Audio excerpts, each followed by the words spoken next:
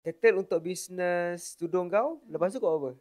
Lepas tu, lepas aku settle bisnes tudung, aku macam downtime aku bila tak ada demand dah lah sebab orang banyak kat TikTok kan. So aku nak cari bisnes yang aku dah tak perlukan produk dah. Sebab sekarang ni, kalau aku nak buat produk baru, produk yang sedia ada aku banyak lagi. Aku banyak frozen stock. Yang mana stock tu aku kena simpan sampai sekarang ah, still ada lagi. So Hmm, macam aku keep on buat lelong-lelong waktu hari raya. Join booth untuk banyak sangat clearkan. Banyak weh. Sekarang ada lagi? Sekarang ada lagi. Wih, banyak ke? Tak, dia Berapa tahun lah? yang tu memang lama lah. Tapi still okay lah. Cuma yang tak syoknya sebab waktu aku tengah naik tu, aku order, dia memang kiranya seminggu aku boleh habiskan 5,000 stok. 5,000 pieces stok. Helai. Ah, Helai lah. helai. 5,000 helai stok dalam masa seminggu. Selai apa? Jual. Sehelai aku jual RM15. Macam tu. Masuk lah. Tapi aku masuk tu banyak juga ah.